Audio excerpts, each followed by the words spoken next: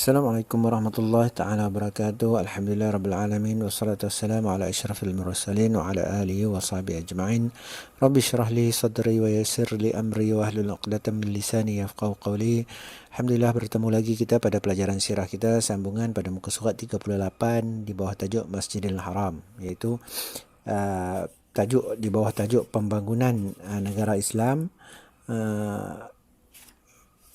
Benda yang pertama yang Nabi lakukan pada pembangunan negara Islam ialah pembinaan masjid.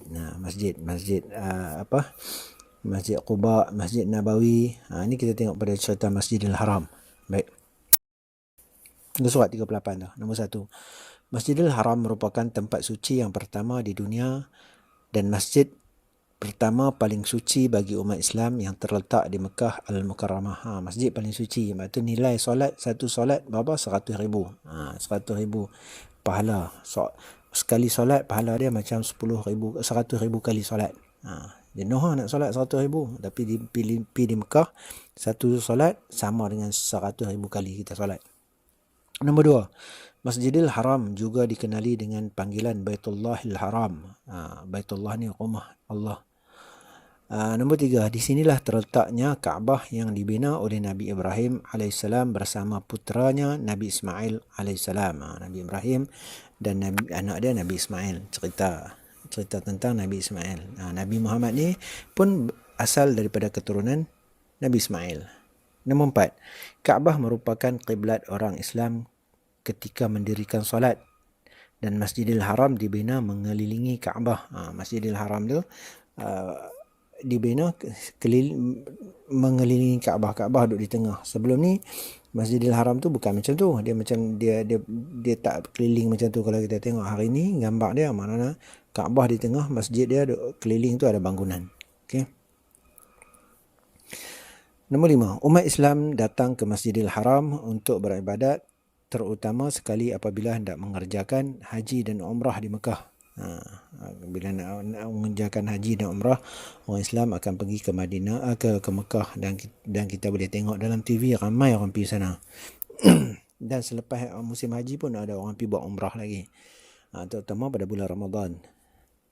Nombor 6. Firman Allah Subhanahu wa taala, A'udzubillahi minasyaitonirrajim. Inna awwala baitin wudi'a lin-nasi lalladhi bibakkata mubarakan wa hudan lil-alamin. Surah Al-Azim, Surah Ali Imran ayat 96. Maksudnya, sesungguhnya rumah ibadat yang mula-mula dibina untuk manusia beribadat kepada Tuhannya ialah Baitullah yang berada di Mekah, yang berkat dan dijadikan petunjuk hidayat bagi umat manusia. Rumah ibadat yang mula-mula dibina untuk manusia, yang paling mula-mula dibina untuk manusia adalah Kaabah lah. Baitullah tu lah dibangunkan untuk manusia beribadat. Sebelum Nabi Ibrahim, katanya sebelum tu dah dibina lah. Kemudian kita nombor 7 bawah tu. Masjid ini dinamakan Masjidil Haram kerana diharamkan dan dilarang menumpahkan darah di kawasannya tu. Sebab tu dia panggil Masjidil Haram. Apa sebab panggil Masjidil Haram? Di dalam kawasan masjid tu diharamkan menumpahkan darah. Tak kira lah menumpahkan darah ni macam membunuh, kemudian membunuh binatang pun tak boleh dalam kawasan tu, ada denda dia. Okey. Baik, tengok pada muka surat 39. Sekilas info. Apabila kita melakukan ibadat haji di Mekah, kita wajib melakukan tawaf mengelilingi Kaabah sebanyak 7 kali. Tu info dia. Bila pergi di Mekah buat umrah ke, buat haji ke, dia kena buat dinamakan satu ibadat tu dinamakan tawaf, iaitu keliling Kaabah 7 kali. Tak kira lah umrah ke, haji ke, tetap kena tawaf. Peranan masjid dalam pembangunan negara Islam. Kita tengok peranan dia. Kenapa Nabi nak membangunkan negara Islam, dia dirikan masjid dulu. Antara peranan utama masjid adalah sebagai, pertama, pusat kemasyarakatan. Pusat kemasyarakatan ni ialah semua orang masyarakat ada masalah tu, pergi masjid. Pergi masjid, mengadu masalah apa semua, diselesaikan di sana.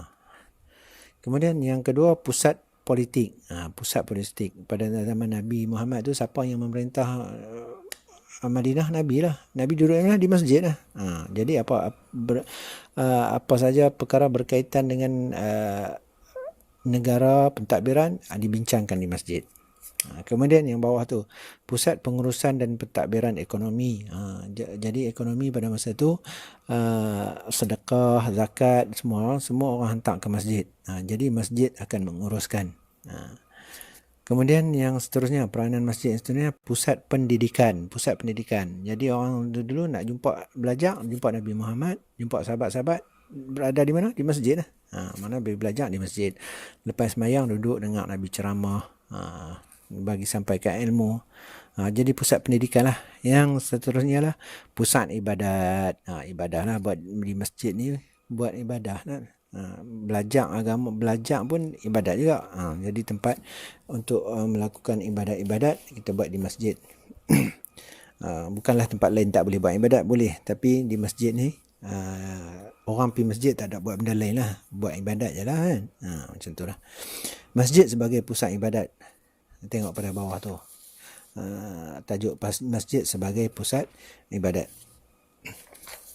Nombor 1, umat Islam menunaikan solat subuh, zuhur, asar, maghrib dan isyak secara berjemaah setiap hari di masjid serta turut menunaikan solat-solat sunat yang lain. Maknanya kita dituntut melakukan solat tu di masjid lah secara berjemaah. Semua dituntut, semua orang lelaki dituntut hadir ke masjid. Tolak waktu ni waktu pandemik, maknanya kita digalakkan semayang untuk mengelakkan daripada jangkitan berlaku. Kita semayanglah di rumah, melainkan orang-orang yang dibenarkan lah. Nombor 2, pada setiap minggu iaitu pada hari Jumaat, umat Islam akan berkumpul untuk menunaikan solat fardu Jumaat. Setiap hari Jumaat semua orang, iaitu orang lelaki, terutamanya orang lelaki, menunaikan solat Jumaat di masjid. Itu fungsi masjid lah. 3, pada setiap tahun umat Islam berkumpul di masjid bagi menunaikan solat sunat Aidilfitri dan solat sunat Aidil Adha. Mana setiap tahun semua orang akan berkumpul di masjid, solat sunat Hari Raya dan solat sunat Aidil Adha. Itu tak termasuk lagi solat sunat bulan puasa tu kita buat solat tarawih, buat di masjid, berkumpul ramai-ramai.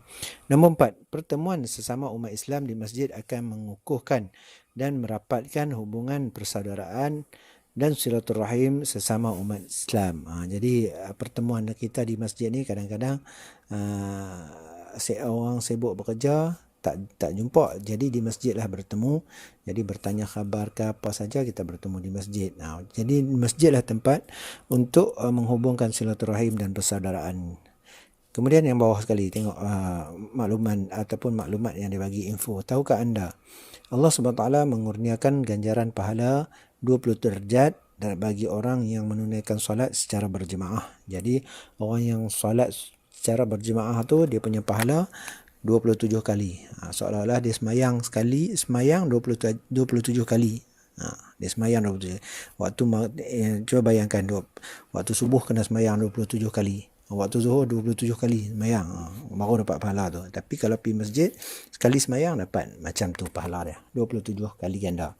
Okey, tu kelebihan solat berjemaah di masjid. Tapi waktu pandemik ni, solatlah di rumah secara berjemaah. InsyaAllah mudah-mudahan Allah Ta'ala bagi pahala yang sama macam kita sembahyang di masjid. Sebab kita tak boleh nak pergi. Tak boleh nak pergi pun bukan saja-saja, sebab nak mengelakkan daripada berlakunya jangkitan-jangkitan yang boleh menyebabkan kematian. Okey, kita akan sambung lagi pada muka surat yang seterusnya, pada sambungan tu pada muka surat 41 pula nanti insya-Allah. Assalamualaikum warahmatullahi taala wabarakatuh.